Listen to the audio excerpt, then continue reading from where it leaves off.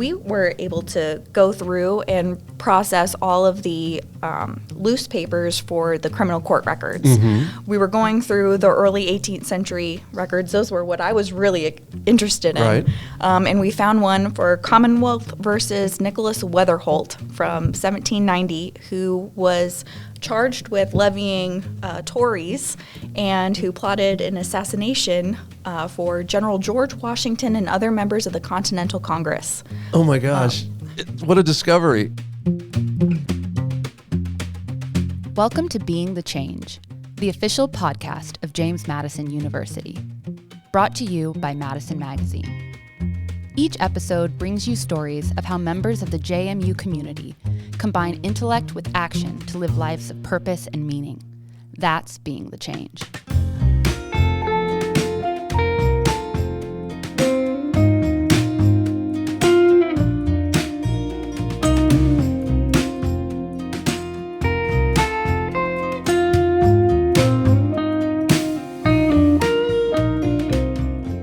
What's up, JMU? Andy Perrine here. Welcome to Being the Change. Today we've got an episode that's basically about preserving local history. And there's a really interesting and I think fascinating partnership between the university and the clerk of the court for Rockingham County. And with us today is the actual clerk of the court, Chaz Haywood.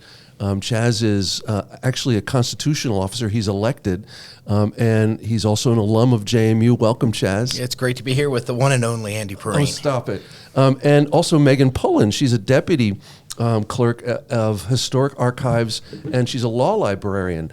And she's also an alumnus of JMU. She's a double Duke, undergraduate and graduate. Megan, welcome. Yes, thank you so much for having us. Oh, it's so great that you're here. But just to set the table, I'll give a little bit of background, and then we'll dive into not only how unique this partnership is, but some of the gems that have been uncovered in the historical records that the courthouse maintains. Chaz, you've been a champion for quite a long time. You're starting to get recognized nationally for your work to not only preserve, but to reveal the history that is held within the records at the courthouse. Describe what those records are and how expressive they are to our local history. You know, thanks, Andy. I think it's important to say that when we started this, I actually came out of JMU. I was in the history department. I wanted to be a history or a social studies teacher. Right. Ended up moving to political science and graduated out of there. But when I got elected and learned more about these records that are buried within circuit courts. Sure. Circuit courts do what they do. They keep them. That's what they're there for. I said, we really need to make these accessible. How do we do that? As I unfolded that first document that I remember, and I saw that it was signed by James Monroe. And it was written on a thick piece of paper, which I later learned was vellum, which is skin. I knew we had a lot of stories to tell. And this was in the Rockingham County Courthouse, James Monroe. Correct. And so we are our records go back to 1778. So we have a lot of treasures. Wow. So as the keeper of the record, clerks do what they do, and they keep everything from marriage to wills to divorces to anything related to real property, hearings, deeds, trials, everything you can imagine. So those have been tucked away, and it was the prior clerk, Mr. Wayne Harper, did a great job of keeping everything and beginning a transition to electronic. We just decided we're just going to really run hard, and we're still running tens of millions of images later that we have online and available. We're just excited to continue to tell those stories now, not just leave them there for you to come find, but we're going to push them out as quickly as we can. And that's where Megan and her team have, and the relationship prior to her with JMU has really come together. Well, that's why I wanted to have you on the show, because since 2017, there's been this collaboration. And Megan, it was when you were a student that you experienced this between the Rockingham County Court and our Department of History and the JMU libraries. Aimed at preserving and digitizing courthouse records. The partnership is called Histories Along the Blue Ridge, and it expanded beyond Rockingham County. But Megan, as a student, you made quite a unique discovery that the university actually won some awards for telling the story. Tell us about what you found. Absolutely. So I originally started working at the courthouse for Clerk Chaz. And when I was right out of undergraduate school, I was a history major. I really wanted to stay in the local community. I loved Harrisonburg, Rockingham County. I can't imagine being away from the mountains here in the valley. So I was really fortunate that Chaz had these programs that were already in place. I started in 2019, and I was working under Kayla Heslin at the time, who was a graduate student, and she helped me pursue my master's degree. Right. And so I've been working on this project ever since, and I was working with another graduate student at the time during our master's programs, and we were able to go through and process all of the loose papers for the criminal court records. We were going through the early 18th century records. Those were what I was really interested in. Right. And we found one for Commonwealth versus Nicholas Weatherholt from 1790, who was charged with levying Tories and who plotted an assassination for General George Washington and other members of the Continental Congress. Oh my gosh. What a discovery. What a discovery. I turned to Annette and I said, her name, Annette Guild, and I said, is this what I think it says? Because Right. I think there's something here, and we have to look into it a little bit more. So it's been fantastic, and we uncover treasures every single day. And Chaz, your motivation to connect students to the local history is really what impelled this forward. What was the inspiration behind that? Well, I always remind myself that I'm not where I am because of me. I'm there because people got in my way and helped me make better decisions. And when I was here at JMU before getting elected, I was with our good friend, late John Nossinger, and he really taught me and he really embedded in me the importance of investing in people.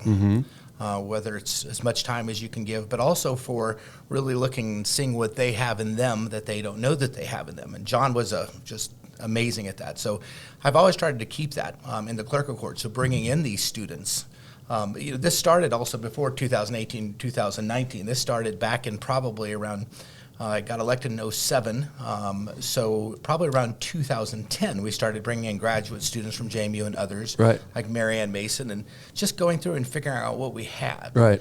And so what I just try to do is try to get folks in, find out what they're really interested in. We don't just give them a project that they don't know anything about. We Right. like them Just to, pushing we want them papers. to own it. Right. I don't have people answer phones. Like, here's what you can do. Find something cool, and let's tell those stories. So, one of the very first stories, I was sitting at Pale Fire, not to advertise for them, but I was sitting at Pale Fire, having something nice. That's a product endorsement. Yeah, it's having something nice, and Red Molly. And I met this young man who was a student here by the name of Tristan Nelson, and we were talking about projects, and he was interested in the national park, Shenandoah National Park, and that was our first big project. That was the first wow moment because we had all the original court cases from all the families that were moved off of Skyline. Oh, wow. Of all the localities, Rockingham cases were heard first. So we restored all those cases, imaged all goodness. those cases, and then it was Tristan who got involved in creating what was originally Exploring Rockingham's Past, ERP, Right. which went on to become Histories Along the Blue Ridge when it expanded. And So- for our listeners that may not know, there were a lot of folks who lived on the mountains that became the national park. There was this grand idea, actually, from Harrisonburg. It was a tourism group that wanted to bring more people out. It wasn't the federal government just coming in. It was locally saying, we want more tourism. So locally decisions were made to get those people off the mountain, give them a better life with electricity. Yeah. And Living with the Flatlanders. That's right, the Flatlanders. And so those families were forced off the mountain. Interesting enough, for those that remember what the Waltons are, Yeah. it's the number one episode of the Waltons were when they were moving out all their family members. And so all those cases were heard in Rockingham. They began in Rockingham, which set the precedent. Right. Then all of our cases and others moved around, so the other localities that were doing takes of property. Well, how interesting for our listeners to understand that this was a JMU student, Tristan, getting involved in what is the fabric of this local history. And less than 100 years ago, all these massive changes happened for the government. And they have hundreds of thousands of people a year that go through Skyline Drive but don't have any ideas. They're driving by that old rock pile was somebody's home. Right. That likely were forcibly removed from their property. Wow. But fun with that is then we started looking at additional stories, additional cases, and we came across the prohibition cases. Well, and we did you talk about that at Pale Fire as well? So we actually did Brothers that time when we okay. unveiled. We went to Brothers, which is Another formerly known brewery. as Brothers. Yeah. And we had Craig Schaefer was a grad student who told the story of Prohibition. But what was fun with that is this is when we started to take the stories and crossing over and connecting, because a lot of take Prohibition, the creation of alcohol involved fruit, and fruit was needed at certain altitude rates. Well, guess where a lot of the apples and stuff grew really In the well? Shenandoah Valley. Right up on the park where the park is now, and a lot of those families, we've started to have crossover of families that were off the mountain and moonshiners. Oh, my And goodness. so really started to do exactly what we want, was to blend the community and how the community moved and tell those stories. But that's what we're doing. As we get into other stories with the criminal side, that continue to tell stories, our slave records, which are telling stories. When you talk our land grants, where the kings were giving land away to loyalists, and we all know that the land was probably already owned by other people Indigenous. that were already here. Right. We have these constant stories, and again, you go from land grants, where giving away land that wasn't yours, you go to kicking people off the land that was theirs. It's amazing the stories that are in there, and it really tells you how far we've come as a nation, and I think we've changed it well. Well, Megan, you were going to say.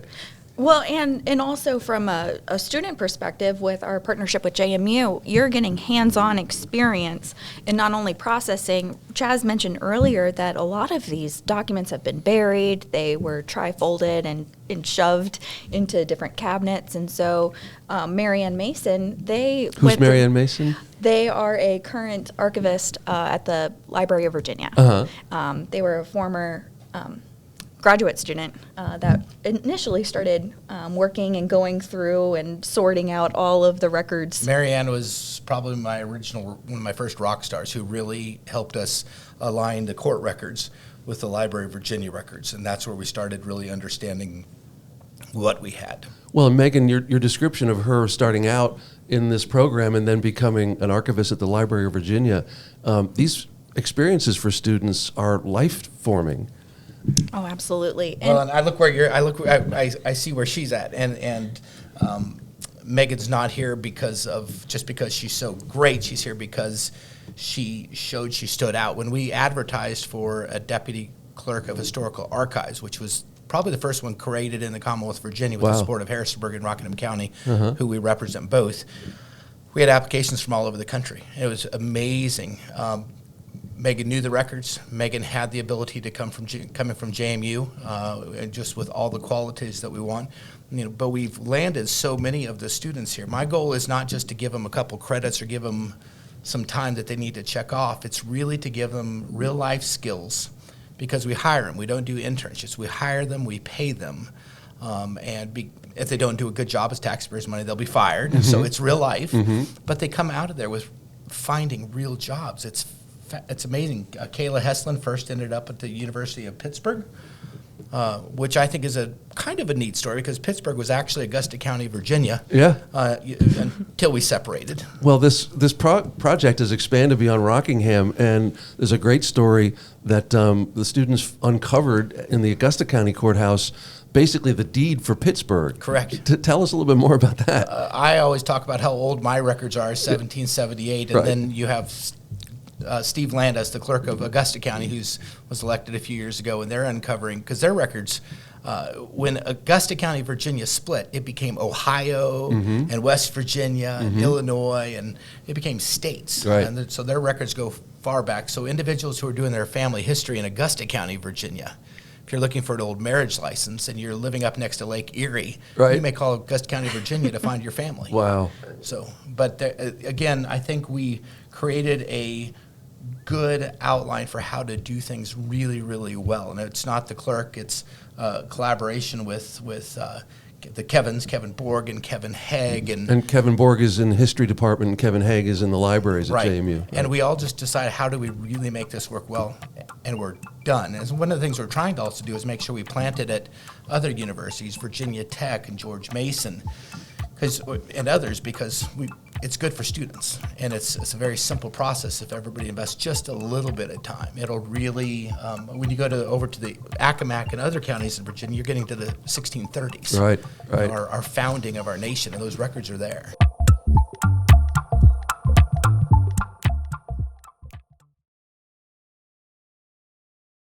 Well, our lawmakers in Richmond are very interested in universities focusing on how do students get more opportunities for work-based learning. Mm-hmm. So this fits right into what the lawmakers want us as a public institution to be doing in terms of turning out students who are ready-made for the market, like Megan. And our nation is celebrating the 250th anniversary. That's right. So we are part of local commissions as well, and sharing those stories, showing the development of the community, the infrastructure. We're looking at road and bridge records. Wow. And I don't think I have had any students say, "Oh, I'm really interested in the history of roads and bridges," but it all ties together. Right. And seeing those connections really gives you an idea of how public administration works in the overall realm. And roads and bridges are pretty darn important. They are. Well, and as we get into the criminal cases, which are probably the more colorful, that's a good way to put it. I mean, we came across a whole bunch of cases with the Commonwealth of Virginia versus an individual for the seduction. Mm-hmm. And if you don't know what seduction is, I mean, you can kind of think it was actually probably on the books until the 60s or early 70s. Now, this is a family program, Chaz. It is. Yeah. Well, but this helps us from a societal and where have we come, or have we gone in the right direction? Because what it would be is if an individual, a male, made a promise to a woman to marry her, had relations with her, and then broke it off before the marriage, it was a 2-year minimum prison sentence. Prison. Mm-hmm. For not keeping your word. So as a society, in some ways, you look and say, wow, you gave your word, and society is going to say you broke it on something serious that we find serious, and therefore you're going to prison for 2 years. Wow. The two sides to that, obviously, is our jails would be even more overcrowded, right. Probably. Right. But again, I think things like that, even those cases, tell stories about how things have changed. And we have a lot of those. We have women, if they were divorced and had been a school teacher, had to ask the court permission to go back to work as a school teacher. Obviously, it's not like that anymore, but you wonder why, and you can tell stories about those changes. That perspective is so interesting. And this question is for both of you, Chaz and Megan. How does getting a firsthand understanding of the way things were in the 17th, 18th century change your perspective as a member of a modern society? For me, it provides a lot of affirmation where our laws have changed. When I have a copy of the Code of Virginia from 1849 that I found in the basement, and it's one book about 4 or 5 inches thick, one book, and it's all the laws of Virginia. And now I think there's 84 of those books, plus supplements, plus everything else that goes along with it. Attorney General's opinions and everything else. Right. Hundreds. We've come a long ways. I mean, in the 1849, women had no rights. Right. In 1849, you can still send somebody of color to serve in your bestead in the military. So we need more volumes of code, clearly. Right. But we've addressed so many of those social pieces that I in many ways, I really do feel it just affirms that we're moving in a good direction. We have mistakes and we find out more things that are wrong, but we keep getting there, and it's good. And our records show that. Our court cases show that. And life has improved. It has. Yeah. And you get recently, I think Megan told the story about an individual who was a free slave.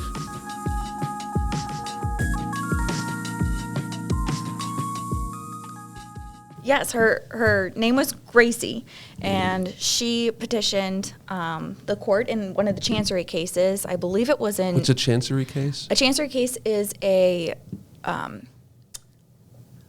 a court of equity. So back then, today we have Civil. the civil court, and back then it was is separated into the court of equity and then the court of law. So you would have a chancery case or a judgment Got it. case. And so there's Gracie. there's Gracie, and this was 1859. She had petitioned the court stating that she was illegally held in bondage by an enslaver. Her mother, Nancy, was actually freed in Alexandria. She had all of her freedom papers with a stipulation that her children would work for however many years.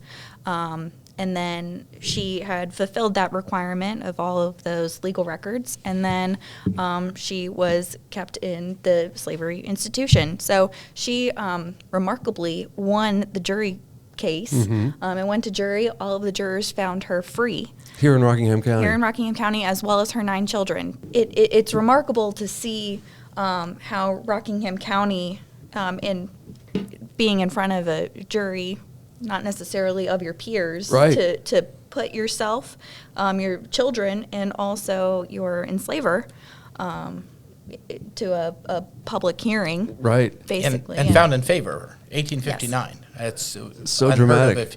If we pay attention to just what movies told us or TV shows told us, right, but it happened here. And I guarantee you that jury was made up of white men. Yeah. And so, so this was only like 2 years before the Civil War, 59. So, yes. Yeah. Right, and again, those records tell fascinating stories because when individuals were freed, they had a responsibility, or I should say a requirement, to leave the Commonwealth of Virginia within a year. I think it was a 12-month term. So great, here's your freedom, but you're not going to be our neighbor. Right. Because there was an entire separate code. There was the Black Code, which is a whole story. You should do a podcast on. But again, we look at what it was and we look at where we are, and we have some great improvements. Well, and the histories along the Blue Ridge is just part of this story, because also there's, in the local paper in Harrisonburg, there's a regular column called the Clerk's Corner, which is, I think, my favorite part of the newspaper at this point, besides maybe the sports news about JMU. What was the genesis of the Clerk's Corner? Well, we'd been putting some of these articles on our website and social media, and I just wanted to tell more people. And we're still negotiating with a couple others because we don't want anything for it, we just want you to run the story. So I just thought it would be something of real interest. When we go out talking, I mean, when we came off this campaign, nobody comes up and says, Chaz, that's the best technology. Chaz, that's the most amazing jury system or land record system. Nobody says that. They say, I love what you're doing with history. Yeah, right. And so what are stories we're going to give you? We're going to give you history. And it's a winner. I mean, I'm at the fair, and everybody's coming up and saying, where's Megan? And they're not coming for fly swatters. You're a local star, Megan. But with that same thing, what we're doing now is making sure that Megan is infusing with all of the students that are coming in, and we're putting them in there. We're bringing in, over this next hire period, we're bringing a lot of writers in, people who English, and I don't know what the other departments are, but we're bringing them in to start writing those articles. We want to get their name in the paper. It's the Clerk's Corner, but it's not Chaz's Corner. It's the objects that are in the clerk's office. So we're trying to make sure that we take those students, get them published, get them something great, so they can walk away and say, hey, Mom and Dad, here's this link. And something they can walk away and be really proud of, something different. Also, what a fascinating way to get a new perspective on, their home for 4 years, if they go back to where they came from. To dig that deeply into local history really opens students' eyes to the area in which they're living as a student. And I remind folks here frequently that people get frustrated for different reasons with student traffic or whatever else it might be. We all get it. However, I always try to point out that these are JMU students who are saving your history. None of this, not most of this, would be out there if it wasn't for these JMU students. We actually now also have we've had Bridgewater College now in there, Eastern Mennonite. We finally got, I think, a link to that. So working with all of our local education systems, We've had some high schoolers from Harrisonburg and Rocktown High School. Oh, that's amazing. That's great. If they have that energy and they have enough of those skills, we want them because we want to help them be better.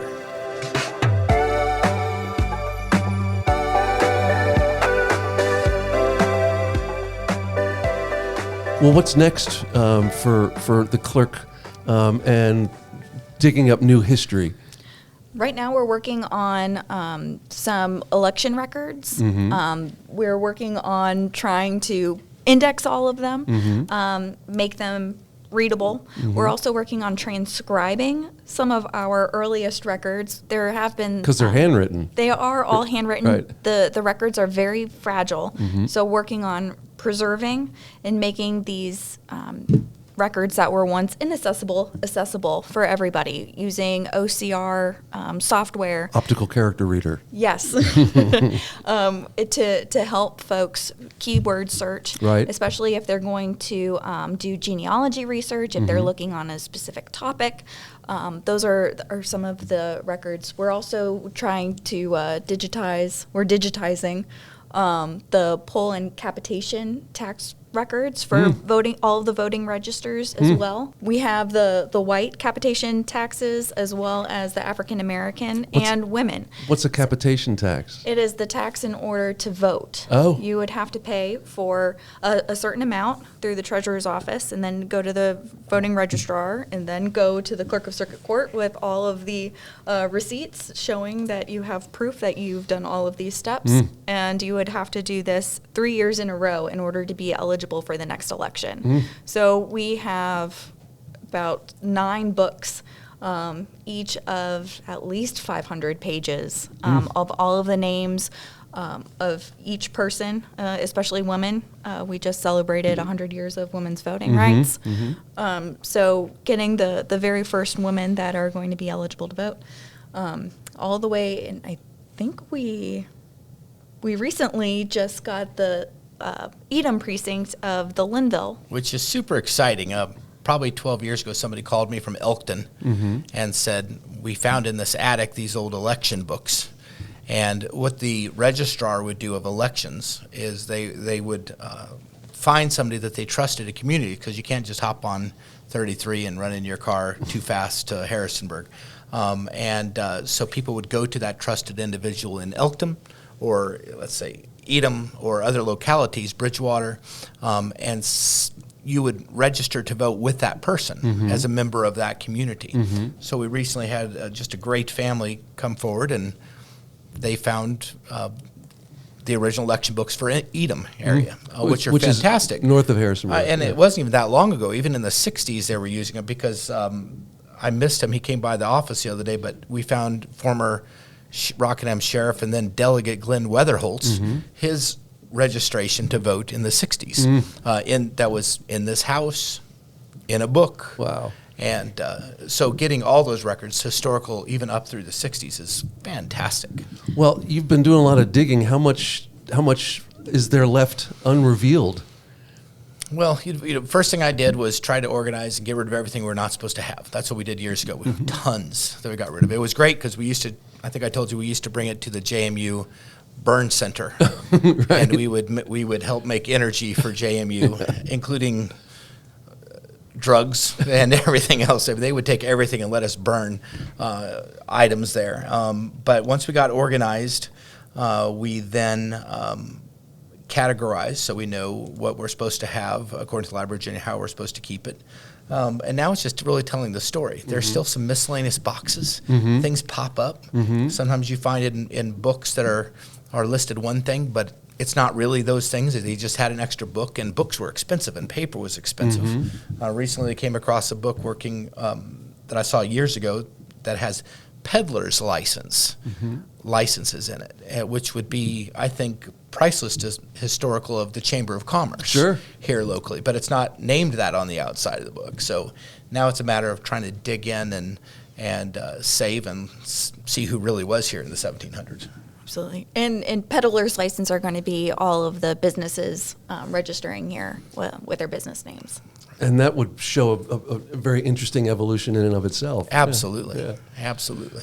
Well, and we'd love to get into podcasts like you, not me really talking, but we're working with IA on some things to really tell some stories of criminal cases and others. I've shared with you, dropping in wills and I think I shared with you Joshua Wilton's will, and IA can do some pretty neat things to tell stories. And we don't want to make it entertainment, but we want to tell as much historical side of it as we can Well, how careful do you have to be on telling stories that people might not want to be told? We've actually had that happen. We had that happen with a shooting. I think Megan had a couple phone calls, and she doesn't need to say the name of it, but because they're local. But there was a shooting, and it had been an ongoing, long-term conflict between families. It ended in a shooting, unfortunately. But there was someone read our story that came specifically from the case, because we only tell the case. We don't go anywhere out to any other source. And they didn't like the case. But it's the record. Well, this has been so interesting, and I'm certain that there's more layers to this. So I would love to have you back, and maybe we bring other faculty and students and continuing the conversation about how JMU and Rockingham County are collaborating to preserve local history. Chaz and Megan, thanks so much for being on the program. Thanks to you and your team. Thank you so much. Awesome. Well, listeners, remember, if you've got an idea for an episode, send us a message at beingthechange@jmu.edu. Until next time, go Dukes. Thanks for listening. Subscribe to hear more stories about how members of the JMU community are being the change. Dive deeper and explore countless other stories at jmu.edu/Madison Magazine. Go Dukes! The Being the Change podcast was conceived by Jim Heffernan, editor of Madison Magazine, and me, Andy Perrine, head of JMU Marketing. Thanks to Jenna Polk and her team at the Rose Library Studios, where the show is recorded by Cody Troyer, Steve Adderton, and Olive Santos, all of the crazy talented JMU photo video team, who then produced the final episodes at the Ice House in downtown Harrisonburg. Original music by 2019 alumnus Neil Perrine. You can find the Being the Change podcast on all the popular platforms, where we hope you'll like, share, and subscribe.